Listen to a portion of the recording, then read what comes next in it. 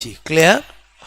अब animal developmental biology में क्या होता है कि गैमेटोजेनेसिस पढ़ तो लिया है, हमें पढ़ना है बोलो आपका फर्टिलाइजेशन क्लीवेज, लेकिन उससे पहले हमें पढ़ना पड़ेगा वो है classification of egg. Clear. Okay, classification of egg. Clear. तो एग के 3 क्लासिफिकेशन अलग अलग बेसिस पर, बोलो क्लियर। जैसे पहला है वो है ऑन द, मैंने कहा basis of amount. Clear. Okay, of योग। क्लियर, अमाउंट ऑफ योग। पहला है योग की मात्रा के आधार पर, योग की मात्रा, और यहां से क्वेश्चन भी आते हैं क्लियर की आधार पर। ओके। दूसरा है ऑन द, मैंने कहा बेसिस ऑफ डिस्ट्रीब्यूशन ऑफ योग। क्लियर, योग के वितरण के आधार पर, योग के वितरण के मैंने कहा आधार पर। क्लियर। और तीसरा क्लासिफिकेशन पढ़ेंगे ऑन द, मैंने कहा बेसिस ऑफ प्रेजेंस। क्लियर, या एब्सेंस। क्लियर, ऑफ सेल, मैंने कहा कॉट। क्लियर, कि एक के ऊपर कवरिंग होगी या नहीं, क्लीडोइक या नॉन क्लीडोइक। क्लियर। ओके, मैंने कहा एग अंडे पर, मैंने कहा कवच। क्लियर, की उपस्थिति या अनुपस्थिति। क्लियर, के आधार पर। और ये हमारा पूरा बेस भी है और इम्पोर्टेंट भी है। ओके, 3 क्लासिफिकेशन बता रहा हूँ, टर्मिनोलॉजी सिखाना चाहता हूँ। क्लियर, कि अभी आपको पता चल जाएगा कि मीजोलेसिथल किसको कहते हैं, माइक्रोलेसिथल किसको कहते हैं, सेंट्रोलेसिथल किसको कहते हैं, माइक्रोलेसिथल किसको कहते हैं, एल लेसिथल किसको कहते हैं, आइसोलेसिथल किसको कहते हैं, क्लीडोइक किसको कहते हैं। ये सारे एक के ही नाम है, बोलो क्लियर। तो आपको मैंने कहा on the, okay, basis of, मैंने कहा अमाउंट ऑफ योग। क्लियर, योग की मात्रा के आधार पर। इस बेसिस पे देखें तो एक 4 टाइप के होते हैं। ओके, 1 2 3 और 4। मिनी एग्जाम्पल पता होना चाहिए। पहला मैंने लिखा ए, ओके, ए लेसिथल, ओके, एग। और इसमें तो बेटर है कि इंग्लिश में ही ध्यान रखो, हिंदी में बहुत खतरनाक, ए पित्त की अंडा। और समझे, बोलो क्लियर। ओके, दूसरा है माइक्रोलेसिथल, ओके, एग। तीसरा है mesolecithal egg. Clear, mesolecithal egg. Okay, और चौथा जो है उसके बोलो बहुत सारे नाम है, इसको हम पॉलीलेसिथल बोले तो भी वही बात है, मेगालेसिथल बोले तो भी वही बात है। क्लियर। ओके, मैंने कहा यहाँ पर मैक्रोलेसिथल बोले तो भी वही बात है। क्लियर। ओके, हिंदी में बोलते हैं अति पित्त की, बोलो क्लियर। ओके, मध्यम पित्त की। क्लियर। ओके, मध्यम पित्त की। क्लियर। ओके, और ये सूक्ष्म पित्त की, बोलो क्लियर। ओके, और ये ऐप पित्त की। क्लियर। ओके, अब ना तो कभी ये नाम आते हैं एग्जाम में, ओके, आजकल यही आते हैं, बोलो क्लियर। तो हमें यही ध्यान रखना है। अब आप मुझे बताना क्या आपको यहाँ पर पहला पॉइंट तो बेस है वही, और अमाउंट ऑफ योग मतलब योग की मात्रा। क्लियर। ओके, योग की मात्रा। क्लियर। अब कोई के सर पहले ये तो बताओ योग क्या होता है। अरे कभी अंडे को तोड़ा है तो माल मसाला होता है, वो क्या होता है, योग। बोलो क्लियर। ओके, और यहाँ पर एग्जाम्पल, तो इसमें तो क्या बोलूँगा, एब्सेंट। क्लियर, या मैंने बोला नेग्लेजिबल। और समझे, बोलो क्लियर, या तो अनुपस्थित या नगण्य। क्लियर। ओके, और इसमें क्या होगा, मैंने कहा फ्यू अमाउंट। क्लियर। ओके, थोड़ी, मैंने कहा मात्रा। क्लियर। इसमें क्या होगा, मीडियम, और इसमें क्या होगा, हाई। और समझे, बात समझ में आई, बोलो आपको। अच्छा, ये किस में मिलता है, तो ये मिलता है, मैंने कहा यूथीरिया, यूथीरिया। ओके, हम क्या है, यूथीरिया। बोलो क्लियर।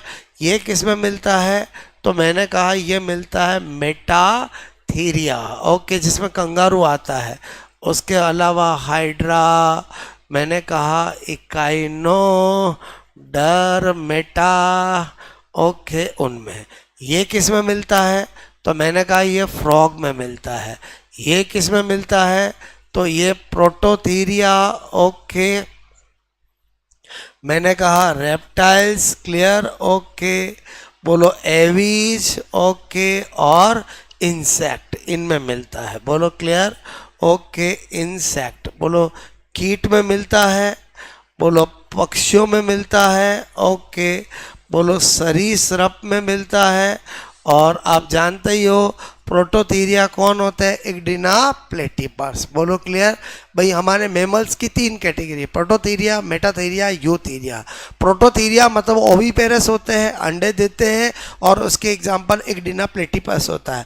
मेटाथीरिया अंडा कम बच्चा, ओविविविपेरस, पहले बच्चा देते हैं लेकिन एक थैली में रहता है मार्सुपियंस में, और फिर बच्चा बाहर आता है तो कंगारू। और विविपेरस जो साक्षात बच्चे को जन्म देते हैं। अर्थ समझे, बोलो क्लियर, ओके। तो पहला क्लासिफिकेशन समझ में आया, बोलो आपको।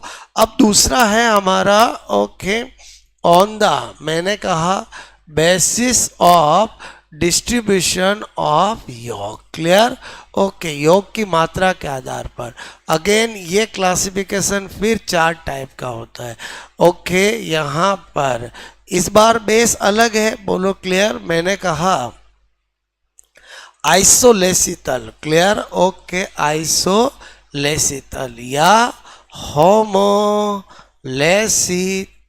बोलो क्लियर, ओके। यहाँ पर मैंने कहा आइसोलेसिथल, क्लियर, ओके। यहाँ पर मॉडरेटली टीलोलेसिथल, ओके, टीलोलेसिथल, ओके।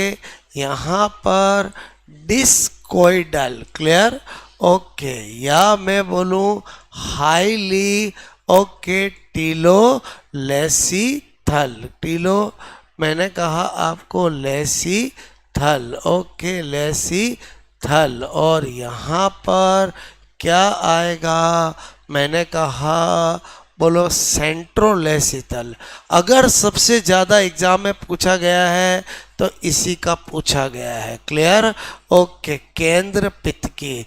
उसका रीजन है ये यूनिक है और केवल इंसेक्ट में ही मिलता है और किसी में नहीं मिलता है, इसलिए पूछते हैं, क्लियर। चलो होमोलेसिथल, इसमें क्या होगा? योग होगा ही बहुत कम, पूरे में होगा, क्लियर। मॉडरेटली में क्या होगा? योग यहाँ पर होगा, क्लियर, ये साइटोप्लाज्म। डिस्कोइडल में केवल डिस्क को छोड़कर बाकी में पूरे में योग होगा, क्लियर, ओके। ये क्या है? योग।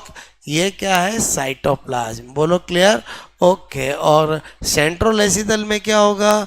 पूरे सेंटर में क्या होगा? योग होगा। और साइटोप्लाज्म कैसा होगा? पेरिफेरल होगा। और समझे, बोलो क्लियर। तो ये तो फिक्स है, किस में मिलता है? इंसेक्ट में मिलता है, बोलो क्लियर, ओके। ये किस में मिलता है? तो मैंने कहा एलेसिथल एंड मैंने कहा माइक्रोलेसिथल, ओके। आप समझ गए होंगे प्रोटोथीरिया, मेटा, यूथीरिया और एकाइनोडर्मेटा। अच्छा, ये किस में मिलता है? फ्रॉग में मिलता है, क्लियर, ओके। या मैं बोल दूं मिजोलेसिथल, ओके, या फ्रॉग बोलूं, एक ही बात है। और ये किस में मिलता है? तो मैंने कहा प्रोटोथीरिया, ओके, बोलो आपका रेप्टाइल्स, बोलो क्लियर, एंड एवीज, ओके। और ये एक जो होता है इंसेक्ट, इसमें ये मिलता है, बोलो क्लियर।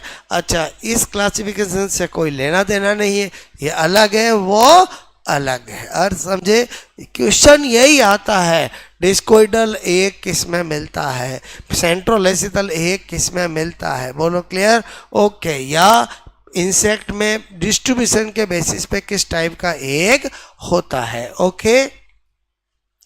उसके बाद है, मैंने कहा on the, okay, basis, clear, of presence, बोलो क्लियर, एंड एब्सेंस, बोलो clear, of presence and absence, clear, of, clear, okay. मैंने कहा presence and, okay, absence of, मैंने कहा सेल, ओके बोलो आपका यहाँ पर okay cell cot. Clear okay. तो आपको मैंने कहा इस बेसिस पे एक दो ही तरह का होगा, एक होता है क्लीडोइक एग। क्लियर। और एक कौन सा होता है नॉन, मैंने कहा non cleidoic egg. Clear okay non cleidoic egg. Clear. एक कवच युक्त और एक कवच रहित। क्लियर ओके युक्त और एक मैंने कहा कवच रहित। Clear okay. तो ध्यान रखना मैंने कहा जितने भी ओविपेरस है। क्लियर ओविपेरस का मतलब समझ गए अंडा देने वाले। Clear okay. जितने भी ओविपेरस है उन सब का कैसा होता है क्लीडोइक। क्लियर। और जितने भी मैंने कहा विविपेरस है। Clear okay. विवी पहले बताओ अच्छे से बताओ ओविपेरस विविपेरस का मतलब समझते हो नहीं समझते हो, हाँ या ना। ओके अच्छा लेकिन इसमें एक है एक्सेप्ट। बोलो क्लियर वो क्या है बोलो फ्रॉग। ओके फ्रॉग ओविपेरस है फिर भी नॉन क्लीडोइक एग होता है। उसका रीजन है कि जो फ्रॉग होता है क्लियर ओके उस पे क्या होता है कि जो टर्सरी एग मेम्ब्रेन होता है वो जेली कोट होती है और वो वाटर रिपल्सन करती है। इसका मतलब वो पानी में अंडा देगा तो भी अंडा सुरक्षित रहेगा। और भाई कवच होता किसके लिए, अंडे की सुरक्षा के लिए कि भाई अंडा दिया अब 5 दिन बाद बच्चा निकलेगा तब तक अंडा मजबूत रहे। और समझे उसी के लिए होता है ना। तो ये जो आपका फ्रॉग है वो है तो क्या ओविपेरस फिर भी ये कैसा होता है नॉन क्लीडोइक। बोलो क्लियर। तो आप बोलो यहाँ पर नॉट लिख दूंगा ओके कि बोलो क्लियर आपको मैंने कहा इन फ्रॉग। क्लियर ओके बोलो क्या होता है जेली कॉट, मैंने कहा जेली कॉट। ओके बोलो आपका ये क्या होती है टर्सरी एक मेम्ब्रेन। बोलो क्लियर ओके मेम्ब्रेन मैंने कहा बोलो ये इन फ्रॉग जो आपका बोलो आपको मैंने कहा presence of okay presence of okay jelly coat से एक मेम्ब्रेन ये कैसा होता है नॉन मैंने कहा क्लीडोइक। ओके मैंने कहा नॉन क्लीडोइक एग। और समझे समझे बोलो क्लियर ओके। जबकि ये है कौन ओविपेरस। भाई ये ओविपेरस लिखकर एक्सेप्ट लिखा तो आप इतना तो अंडरस्टैंड कर जाओगे ना कि ये भी अंडा ही देता है। अरे समझे नहीं समझे पहले बताओ बायोलॉजी की भाषा समझते हो नहीं समझते हो बोलो क्लियर। पहले बताओ मैंने आपको हाँ किसमें ओके यहाँ आ जाते हैं बोलो क्लियर। अरे सब यही आएंगे बोलो क्लियर ओके बात समझ रहे हो ना। ओके यहाँ पर फिश भी अंडा ही देती है बोलो। अरे समझे नहीं समझे बोलो क्लियर ओके। इधर मतलब ओविपेरस बोला मतलब हर वो जो अंडा देता है वो सबका ये होता है बोलो क्लियर और जो नहीं देते वो ये होता है। लेकिन एक फ्रॉग को एक्सेप्शन है बोलो क्लियर ओके। मेरी बात समझ में आई बोलो। अच्छा हम तो पढ़ रहे थे कहानी गेमेटोजेनेसिस फर्टिलाइजेशन और क्लीवेज। बीच में ये क्लासिफिकेशन क्यों बताया क्योंकि मुझे क्लीवेज में हेल्प मिलेगी एक चीज़ और मुझे आगे की कहानी में भी हेल्प मिलेगी और यहाँ से क्वेश्चन भी एग्जाम में आते हैं बोलो क्लियर। अब आपको पता चला कि आपका सेंट्रोलेसिदल क्या होता है। अरे टर्म समझ डिस्कोइडल क्या होता है, होमोलेसिदल क्या होता है, एलेसिदल क्या होता है, मिजोलेसिदल क्या होता है, मेगालेसिदल क्या होता है, पोलीलेसिदल क्या होता है, मैक्रोलेसिदल क्या होता है। कौन कौन से सेम है नाम मैक्रो पोली और मेगा एक ही बात है बोलो क्लियर। किस किस में मिलते हैं बोलो क्लियर। क्लीडोइक नॉन क्लीडोइक समझ में आया। ऐसा कौन सा ओविपेरस है जिसमें बोलो आपका नॉन क्लीडोइक एक होता है तो फ्रॉग होगा आंसर। और समझे बोलो ओके। तो ये कहानी अपने बीच में बताई। अब हम आ जाते हैं हमारा सेकेंड पार्ट बोलो क्लियर ओके फर्टिलाइजेशन बोलो क्लियर ओके। तो अब फर्टिलाइजेशन बहुत इंपॉर्टेंट है, बहुत बार क्वेश्चन आता है, इसकी पूरी कहानी अपने को जाननी पड़ेगी लॉजिक के साथ क्लियर। तो पहले तो आपको मैंने कहा site clear fallopian okay tube. ये तो ऐसा कोई एग्जाम नहीं है जिसमें ये पूछा नहीं गया हो कि फर्टिलाइजेशन की साइट क्या होती है फेलोपियन ट्यूब और इसकी जगह क्या दे रखा हो तो भी चलेगा ओविडक्ट क्लियर ओके। अब क्या होता है फर्टिलाइजेशन मैंने कहा 3 स्टेप में कंप्लीट होता है। इसकी मैकेनिज्म कितने स्टेप में होती है? 3 स्टेप। मैंने कहा फर्टिलाइजेशन, मैंने कहा स्टेप्स। क्लियर? ओके, पहली स्टेप क्या होती है? मैंने कहा बोलो क्लियर, स्पर्म ओके का एग ओके तक पहुंचना। क्लियर? ओके, एंड एग का भेदन, penetration of egg. Clear? Okay, भाई पहले तो रिचेबिलिटी होनी चाहिए, स्पर्म एग तक पहुंचना चाहिए और एग का पेनेट्रेशन करना चाहिए। ओके, दूसरा क्या होगा? सम, मैंने कहा important okay change in egg, egg में कुछ महत्वपूर्ण परिवर्तन, एग में ओके कुछ महत्वपूर्ण ओके परिवर्तन। ओके, और फिर तीसरा जिसको हम मेन स्टेप मानते हैं वो है बोलो क्या? Fusion of sperm nucleus. Clear? Okay, and egg nucleus. क्या पहले 2 स्टेप हुए बिना ये हो सकता है क्या? पॉसिबल ही नहीं है। और समझे, इसका मतलब इन तीनों स्टेप को हमें साइंटिफिक तरीके से मानना पड़ेगा। क्लियर? ओके, तो हम पहले स्टेप पढ़ने जा रहे हैं और इन स्टेप को बताने के दौरान आपको मैं कहानी में बताऊंगा एग्जाम में क्या क्वेश्चन आते हैं। बोलो क्लियर? मतलब फर्टिलाइजेशन एक बहुत इंपॉर्टेंट टॉपिक है जिसकी एक कहानी है, स्टोरी है, सीक्वेंस है, उसको जानने से एग्जाम के क्वेश्चन पता चलेंगे। ओके, मैंने कहा यहाँ पर ओके पहले कहा है स्पर्म। क्लियर? ओके, स्पर्म का एग तक, मैंने कहा तक ओके तक पहुंचना। क्लियर? ओके, एंड एग बोलो आपका एग ओके का भेदन, भेदन मतलब पेनेट्रेशन। अब पहली स्टेप में 2 बातें हैं। क्लियर? पहली चीज तो ये है बोलो आपका, मैंने कहा यहाँ पर स्पर्म ओके का एग तक, मैंने कहा पहुंचना। क्लियर? ओके, तो इसके लिए कंडीशंस। क्लियर? कि भाई ऐसी क्या कंडीशंस होती है जिसकी वजह से स्पर्म एग तक पहुंचता है? नंबर 1 मैंने कहा बोलो हाई ओके, मैंने कहा आपका number of sperm. Clear? Okay, high number of sperm मतलब स्पर्म का बहुत ज़्यादा नंबर होना। मतलब क्या कहना चाहता हूँ इस डाटा में? क्लियर? मैंने कहा कि बोलो आपका number of sperm. Clear? Okay, in 1 ml semen okay वो होता है 100 मिलियन। बोलो क्लियर? 100 मिलियन। ओके, और मैंने कहा कि बोलो इन मैंने कहा आपका clear okay copulation. Clear? Okay, 2 to 3 ml okay semen, मैंने कहा आपका रिलीज ओके इन बोलो वेजाइना। बोलो क्लियर? इसका मतलब हुआ कि जब भी मैथुन होगा, क्लियर ओके, तो आपका मेल द्वारा फीमेल की वेजाइना में कितना सीमन रिलीज किया जाता? 2 से 3। तो नंबर ऑफ स्पर्म कितने हो गए?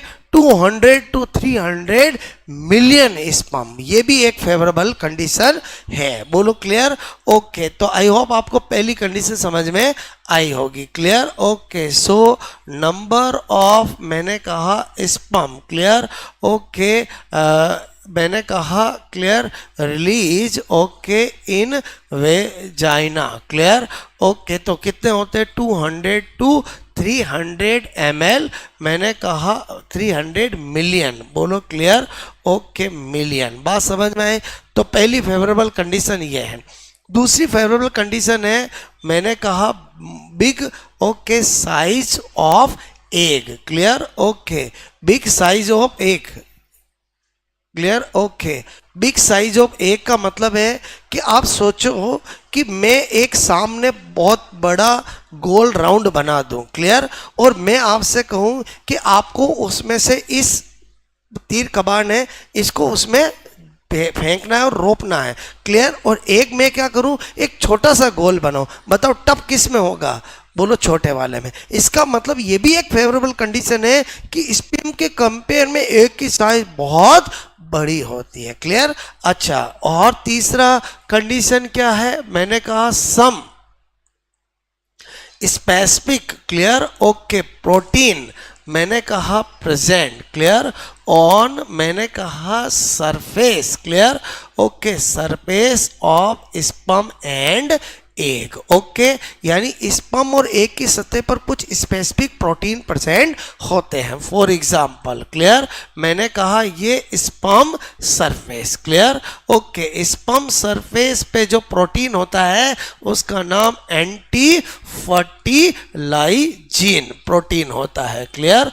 ओके, और एग की सरफेस पर जो प्रोटीन होता है उसको फर्टिलाइजिन, मैंने कहा फर्टिलाइजिन प्रोटीन होता है, क्लियर। और ऐसा माना जाता है कि ये जो है वो लॉक होता है और ये जो होता है वो की होता है। बोलो क्लियर। तो अपने आप ही आप समझ गए होंगे कि दोनों आपस में एक दूसरे को अट्रैक्ट करते हैं, क्लियर।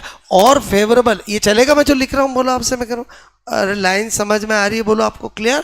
फोर्थ फेवरेबल कंडीशन क्या है? Some important, clear, some specific, मैंने कहा hormone, clear. Okay, present, okay, मैंने कहा present on surface, clear, of egg. बोलो सरफेस, क्लियर। ओके, मैंने कहा surface of sperm, okay, and egg, यानी एग और स्पर्म की सरफेस पे कुछ विशिष्ट हार्मोन का उपस्थित है। मतलब फेवरेबल कंडीशन बता रहा हूं कि स्पर्म वेजाइना में रिलीज किया वो कैसे एग तक पहुंचेगा, इसकी क्या क्या फेवरेबल कंडीशंस है। बोलो क्लियर। ओके, तो आपको चलेगा, ये लाइन समझ में आए, बोलो क्लियर। ओके, यानी शुक्राणु, ओके, तथा मैंने कहा अंडे, क्लियर। ओके, की सतह, ओके, पर कुछ मैंने कहा विशिष्ट, clear. Okay, hormone, clear, hormone का उपस्थित होना, क्लियर। ओके, ये क्या था? कुछ विशिष्ट प्रोटीन का उपस्थित होना। चलो देखते हैं कौन सा होता है। मैंने कहा यहां पर ये स्पर्म, मैंने कहा सरफेस, क्लियर। ओके, और ये एक सरफेस, क्लियर। ओके, जो स्पर्म की सरफेस पे हार्मोन होता है उसका नाम होता है एंड्रोगेमोन्स हार्मोन। कौन होता है? Okay, एंड्रोगेमोन्स, clear. ओके, और यह जो होता है वो गाइनोगेमोन्स, क्लियर। अच्छा, आप जानते हो andro word related to male होता है और gyno word related to female होता है। अगर समझे हाँ या ना? ओके, अच्छा, अब क्या होता है एंड्रोगेमोन्स, बोलो हार्मोन भी दो तरह का होता है। एंड्रो मैंने कहा गेमोस, क्लियर। ओके, फर्स्ट, और मैंने कहा एंड्रोगेमोस सेकेंड, क्लियर। गाइनोगेमोन्स भी दो तरह का होता है, क्लियर। ओके, गाइनोगेमोन्स फर्स्ट और मैंने कहा गाइनोगेमोन्स सेकेंड, क्लियर। चलो सबका काम देखते हैं, बोलो क्लियर। एंड्रोगेमोन्स फर्स्ट का काम होता है कि कंजर्वेट, क्लियर। ओके, कंजर्वेट, ओके, एनर्जी, मैंने कहा एनर्जी, ओके, ऑफ स्पर्म, मतलब स्पर्म की एनर्जी को कंजर्वेट करके रखना। भाई एक तक पहुंचेंगे तो वहाँ एनर्जी काम में लेनी है, रास्ते में एनर्जी खराब नहीं करनी। तो ये किसका काम है? इसका, कि उसकी एनर्जी को कंजर्वेट रखना। ओके, एंड्रोगेमोन सेकंड का काम क्या है? कि जो आपको मैंने कहा इसका काम है, बोलो क्लियर, कि जो एग है उसकी सरफेस को थोड़ा रफ बनाना। बोलो क्लियर, क्योंकि एग की सरफेस बहुत चिकनी होती है। अब अगर स्पर्म जाएगा तो बोलो फिसल जाएगा या अंदर पेनिट्रेट नहीं कर पाएगा। तो इसका काम क्या होता है कि बोलो आपको मैंने कहा रफ, ओके, सरफेस, मैंने कहा ये क्या करता है? मैंने कहा यहाँ पर, ओके, ये करता है क्रिएट, मैंने कहा आपको रफ, ओके, सरफेस, क्लियर।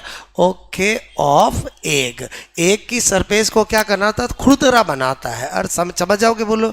अब गाइनोगेमोन्स फर्स्ट का काम क्या है कि सपोजेड स्पर्म पहुंच गया एग के पास तो इसको न्यूट्रल करना। और समझे, क्योंकि ये जब तक एक्टिव रहेगा तब तक एनर्जी यूज नहीं आएगी। मतलब आपको सारी सेटिंग समझ में आ रही है, बोलो क्लियर। ओके, मैंने कहा neutralisation, clear. Okay, neutralisation, okay, of, मैंने कहा एंड्रोगेमोन्स फर्स्ट। बोलो क्लियर, इसका मतलब समझ जाओगे? अरे समझे नहीं समझे बोलो क्लियर। ओके, गाइनोगेमोन सेकंड का काम क्या है कि जैसे ही स्पर्म एग के पास पहुंचा तो एग की जो सरफेस होती है वो रफ होती है, उसको थोड़ा स्मूथ बनाना ताकि बोलो आपसे मेरे को एग पर वो चिपक सके। बोलो क्लियर। ओके, ये क्या कर रहा था? एग की सरफेस को बना रहा था रफ, ये क्या करेगा? स्पर्म की सरफेस को बनाएगा थोड़ा स्मूथ। बोलो क्लियर। ओके, क्रिएट, मैंने कहा smooth, okay, surface of sperm. Clear. Okay, तो ये चार काम इनके होते हैं। तो ये भी एक फेवरेबल कंडीशन है जिसकी वजह से एन कैन प्रकार ने स्पर्म एग तक पहुंच गया है। अभी अपनी पहली स्टेप ही चल रही है। पहली स्टेप का दूसरा पार्ट क्या है? Penetration of egg. और समझे बोलो क्लियर। ओके, मैंने कहा एग का भेदन। बोलो क्लियर। ओके, क्या लिख रहा हूं? बोलो, मैंने कहा पेनेट्रेशन ऑफ एग। ओके, यहाँ की कहानी मैं आपको 1 2 3 करके बता देता हूँ। सबसे पहले मैंने आपको बताया जैसे ही स्पर्म एग तक पहुंचेगा तो स्पर्म के हेड में सबसे आगे क्या है? एक्रोसोम। वो क्या रिलीज करेगा? Hyaluronidase enzyme. और उस एंजाइम का काम है एग की secondary egg membrane corona radiata को डीअटैच कर देना। अभी स्पर्म एग में नहीं एंटर हुआ है, मेरी बात को समझना। यूं हम जनरली बोल देते हैं हाई ल्यूरिनिडेज एंजाइम का काम है बोलो help in penetration of egg, लेकिन यहाँ आके पता चलता है कि एग पर तो दो मेम्ब्रेन है, एक जोना पेलुसिडा और एक कोरोना रेडिएटा। जो हमारा बोलो हाई ल्यूरिनिडेज एंजाइम है वो ओनली किसको डीअटैच करता है? कोरोना रेडिएटा को डीअटैच करता है। क्लियर। तो आपका एक का पेनिट्रेशन में पहला पॉइंट क्या बता रहा हूं? Work of acrosome. Clear. Okay, मैंने कहा यहां पर detach. Clear. Okay, corona radiata. Okay, आप कहोगे सेकेंडरी एग मेम्ब्रेन। बोलो क्लियर। ओके, आपसे मैं करूं फ्रॉम एग। अरे समझ जाओगे कि नहीं समझ जाओगे? बोलो क्लियर। एग के ऊपर से द्वितीय एग मेम्ब्रेन कोरोना रेडिएटा को हटाना, ये किसका काम है? Work of acrosome. और मैं लिख दूं यहां पर एक ही बात है, वर्क ऑफ हाई ल्यूरिनिडेज एंजाइम। पहले बताओ ये एक्रोसोम इसी से काम करवाएगा? तो ये पूछे एग्जाम में या ये पूछे, बात एक ही है। और समझे? बोलो क्लियर। आ जाते हैं नंबर 2। क्लियर। इसी समय क्या होता है कि जो एग है वो भी एक तरह से सेल ही है, स्पर्म है वो भी एक तरह से सेल ही है। अरे गैमेट्स भी तो सेल ही होते हैं ना। तो मेरे कहने का मतलब है एग की प्लाज्मा मेम्ब्रेन और स्पर्म की प्लाज्मा मेम्ब्रेन मिल करके एक फर्टिलाइजेशन मेम्ब्रेन बनाती है। बोलो क्लियर। इसको बोलते हैं कॉर्टिकल रिएक्शन। बोलो क्लियर। और फर्टिलाइजेशन मेम्ब्रेन ही पॉलीस्पर्मी को रोकती है। मतलब कभी कभी ख्याल आता है कि जब मिलियन स्पर्म रिलीज किए जाते हैं तो एग में एक ही स्पर्म कैसे एंटर होता है? बोलो क्लियर। तो ये क्वेश्चन 2 बार आरपीएससी में पूछा जा चुका है, एक फर्स्ट ग्रेड में एक सेकंड ग्रेड में, कि बोलो पॉलीस्पर्मी बोलो क्यों नहीं होती है या पॉलीस्पर्मी को कौन रोकता है? तो आंसर होगा फर्टिलाइजेशन मेम्ब्रेन। अब फर्टिलाइजेशन मेम्ब्रेन कैसे बनी? कॉर्टिकल रिएक्शन से। कॉर्टिकल रिएक्शन क्या होती है? बोलो स्पर्म प्लाज्मा मेम्ब्रेन और एक ही प्लाज्मा मेम्ब्रेन मिलकर के फर्टिलाइजेशन मेम्ब्रेन बनाती है। बोलो क्लियर। तो सेकंड पॉइंट क्या बता रहा हूं आपको? मैंने कहा ये कॉर्टिकल रिएक्शन। बोलो क्लियर। पहले ये होगा फिर ये होगा। कॉर्टिकल रिएक्शन किसको कहते हैं? मैंने कहा formation of fertilisation membrane. Clear. Okay, निषेचन झिल्ली के निर्माण को क्या कहते हैं? Cortical reaction. ओके, कॉर्टिकल अभिक्रिया। क्लियर। देखो मैं लिखा ऐसे रहा हूं जैसे एग्जाम में पूछा जाता है। क्लियर। तो आप क्या कहोगे? निषेचन ओके झिल्ली। ठीक है। बोलो का निर्माण। अच्छा, निषेचन झिल्ली का निर्माण कैसे होता है? तो आप कहोगे यहाँ पर तीसरा पॉइंट। क्लियर। ये जो फर्टिलाइजेशन जेसन, क्लियर, मैंने कहा फर्टिलाइजेशन, ओके, मेम्ब्रेन है वो एक्चुअली किससे बनी है, आप कहोगे fusion of plasma membrane, clear, membrane of, मैंने कहा स्पर्म एंड एग। और समझे कि नहीं समझे, स्पर्म और एग की प्लाज्मा मेम्ब्रेन के फ्यूजन से बनी है, ये भी बात समझ में आई, बोलो आपको क्लियर। अच्छा, अब मैं लिखूंगा work of fertilisation membrane, clear, okay, यहां पर मैंने लिखा वर्क ऑफ फर्टिलाइजेशन मेम्ब्रेन। इसका काम क्या होता है, मैंने कहा आपसे मैंने कहा, क्लियर, ओके, बोलो आपका पॉलीस्पर्मी, क्लियर, ओके, मैंने कहा पॉलीस्पर्मी, क्लियर, ओके, यहाँ पर मैं लिखूं इनहिबिट, क्लियर, ओके, पॉली और स्पर्मी यानी मैंने कहा polyspermy, clear, okay, polyspermy, okay, को रोकना। बताओ इसका मतलब क्या होता है, स्पर्म में एग में एक से ज़्यादा स्पर्म को एंटर नहीं होने देना, और यही मतलब हुआ, बोलो क्लियर, ओके। तो ये कितनी बार एग्जाम में पूछा गया, 4 बातें समझ में आए। अच्छा, अभी क्या स्पर्म एग में एंटर हो गया क्या, नहीं, बोलो क्लियर, ओके, लेकिन प्रयास चालू है, पेनेट्रेशन चालू है। अब इसी समय क्या होगा, सेकंड स्टेप, सम, मैंने कहा important change, clear, okay, in egg, clear, some important change in egg. Fertilisation की कहानी बता रहा हूं, उस कहानी से क्वेश्चन आते हैं, बोलो क्लियर, ओके। अब सबसे पहला चेंज क्या होगा, मैंने कहा आपका, okay, formation, clear, okay, of, मैंने कहा एग कॉर्न, क्लियर, ओके, बोलो एग कॉर्न यानी आपका शंकु का निर्माण, क्लियर, ओके, शंकु, अंड शंकु का निर्माण, क्लियर, यानी क्या कहना चाहता हूं, ध्यान से समझना मेरी बात को, कि ये है एग, बोलो क्लियर, एग को पता चला यहां कहीं स्पर्म एंटर होने की कोशिश कर रहा है, तो यहीं पर ये क्या करता है, एक कोन बनाता है, क्लियर, और कोन बनाकर स्पर्म को झटके से अंदर खींच लिया जाता है। किससे खींच लिया जाता है, झटके से अंदर खींच लिया जाता है। एग्जाम में क्वेश्चन यहाँ से आता है, और बचपन से हमने पढ़ा है कि जैसे ही स्पर्म एग में एंटर होता है तो 180 डिग्री रोटेट हो जाता है। बोलो कितने एंगल पर रोटेट होता है, 180। अब 180 का लॉजिक कैसे समझोगे आप, इमेजिन करो कि आप तो कहीं एंटर हो रहे थे मस्तिष्क से,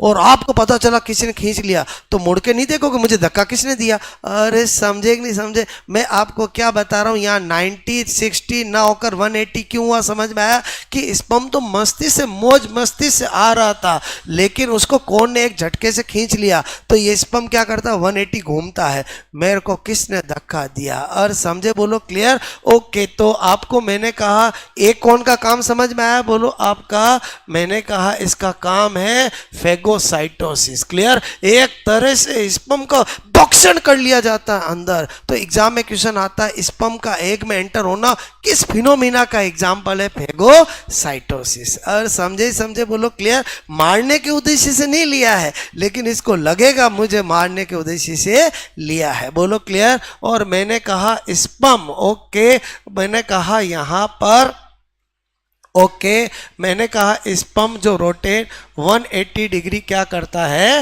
रोटेशन, क्लियर, ओके। आफ्टर मैंने कहा just, okay, enter in egg. अरे समझ जाओगे नहीं समझ जाओगे, क्लियर, ये एंगल याद नहीं रहते हैं, बोलो हमें बचपन से लगता है ये एंगल कैसे, मैं आपको कहानी बता रहा हूँ, समझ में आया। स्पर्म का एग का एंटर होना किसका एग्जाम्पल है, फेगोसाइटोसिस का, मतलब समझ में आया, ओके। इसी समय क्या चेंज होगा, दूसरा चेंज, एट द टाइम जब स्पर्म एंटर हो रहा है उसी समय एग में, बोलो आपका मियोसिस सेकंड होगा, मैच्योरेशन डिवीजन सेकंड होगा, बोलो बताया था मैंने आपको, बोलो क्लियर। यहां पर क्या होगा, मियोसिस, मैंने कहा सेकंड, क्लियर, या इसी को क्या कह सकता हूं, मैच्योरेशन, ओके, डिवीजन, मैंने कहा सेकंड होगा, क्लियर, ओके। और क्या क्या होगा, मैंने कहा इंक्रीज, ओके, परमेबिलिटी, बोलो क्लियर, परमेबिलिटी ऑफ, मैंने कहा calcium +2।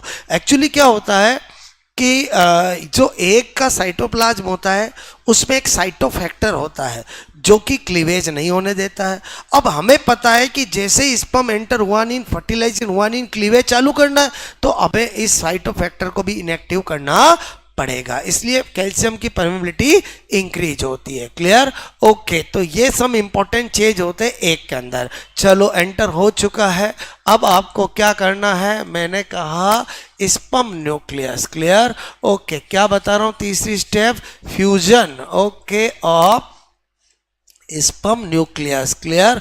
And egg nucleus. Okay, कोई दिक्कत नहीं। बोलो, आपको मैंने कहा ये एक था। क्लियर? ओके, एक था, एक था, एक था। बोलो, ध्यान से समझना, स्पर्म एंटर हुआ। अब आप समझना कि जब भी स्पर्म एग में एंटर हो जाएगा, क्लियर, तो आपको उसकी केवल माइटोकॉन्ड्रिया, सेंट्रियोल और न्यूक्लियस, ये तीन चीज रहेगी, बाकी सब नष्ट हो जाएगी। क्लियर? सेंट्रियोल तो दोनों पोल पे चला जाएगा। ओके, माइटोकॉन्ड्रिया एक के साइटोप्लाज्म का पार्ट बन जाएगा, और जो मेल न्यूक्लियस है वही तो बोलो जो मेल न्यूक्लियस है वही तो दूल्हा है। और समझे बोलो। क्लियर? तो इसका मतलब ही हुआ कि यहाँ पर मैं क्या कहना चाहता हूँ कि बोलो ये है, बोलो आपको यहाँ पर मैंने कहा only 3 structure. Clear? Okay, remaining मैंने कहा ऑफ स्ट्रक्चर, ओके, रिमेनिंग आपको only 3 structure remaining of sperm after, मैंने कहा enter, okay, enter in egg. Clear? कौन सी स्ट्रक्चर? नंबर 1 एक सेंट्रियोल। क्लियर? दूसरी माइटोकॉन्ड्रिया, ओके, और तीसरा मैंने कहा न्यूक्लियस। क्लियर? ओके, तो ये तो क्या हो जाएगा, मैंने कहा ओके, मूविंग, मैंने कहा अपोजिट, ओके, और Paul of egg. Clear? Okay, और ये क्या बन जाएगा, part of egg cytoplasm. Clear? Okay, question आया है फर्स्ट ग्रेड में एक बार कि बोलो एग्जाम्पल, ऐसे पूछा था, cloud of mitochondria is example of. Clear? Cloud of mitochondria, mitochondria के बादल संबंधित है स्पर्म से, एग से, दोनों से, ऐसे। तो होता क्या है कि जनरली स्टूडेंट जब स्पर्म की स्ट्रक्चर देखते हैं तो उनको लगता है मिडल पीस में बहुत सारे माइटोकॉन्ड्रिया है, तो वही क्लाउड ऑफ माइटोकॉन्ड्रिया। ऐसा नहीं है। एक्चुअली क्या होता है कि ऐसा देखा गया, जैसे स्पर्म एंटर होता है तो जो मिडल पीस के सारे माइटोकॉन्ड्रिया है वो बोलो साइटोप्लाज्म के अंदर साइटोप्लाज्म का पार्ट बन जाते हैं, तो ऐसा नजर आता है माइटोकॉन्ड्रिया के बादल छा जाते हैं। इसी को बोलते हैं क्लाउड ऑफ माइटोकॉन्ड्रिया। तो cloud of mitochondria related to egg, not sperm. बोलो क्लियर? तो आपको मैंने कहा पार्ट ऑफ माइटोकॉन्ड्रिया, इसी को क्या कहते हैं, बोलो माइटोकॉन्ड्रिया के बादल छा जाते हैं। क्लियर? बादल छा जाते हैं। बोलो क्लियर? ओके, यानी मैं क्या कहना चाह रहा हूं आप समझ गए होंगे, क्लाउड ऑफ माइटोकॉन्ड्रिया। और समझे? बोलो क्लियर? और फिर तो आपका ये तो जेनेटिक मटेरियल है, 22+X वाला है या 22+Y वाला है, दोनों आपको मैंने कहा ओके ये मिलेंगे। और समझे? और ये क्या बन गया, जाइगोट। क्लियर? ये प्लस माइनस मतलब समझ के बोलो। अरे समझे नहीं समझे बोलो, ये स्पर्म एक न्यूक्लियस या, अरे चलेगा बोलो। क्लियर? ओके, तो ये क्या है, एन, ये क्या है 2n, और जैसे ही जाइगोट बनानी क्या स्टार्ट हो जाएगा, क्लीवेज, जो कहानी कल बताऊंगा। पहले बताओ समझ में आ रहा मेरी बात? बोलो क्लियर? ओके, तो आप फोटो खींच लो।